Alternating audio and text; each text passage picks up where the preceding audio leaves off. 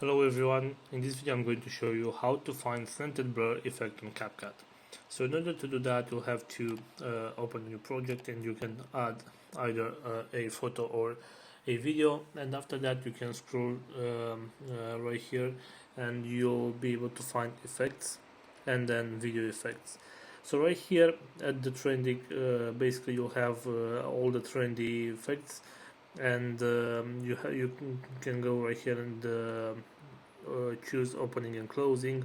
So the thing is that I have scrolled through all these effects right here, but I wasn't able to find this slanted blur effect. There is a very big probability that they removed this option.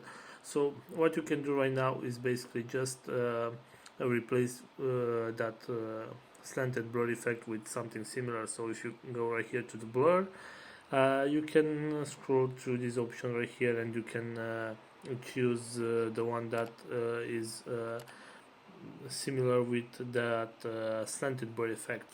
So as you can see, there are many options right here that you can choose from. Some of them are for the pro version and some of them are free, and you can just choose the one that you think is more similar to the slanted blur effect.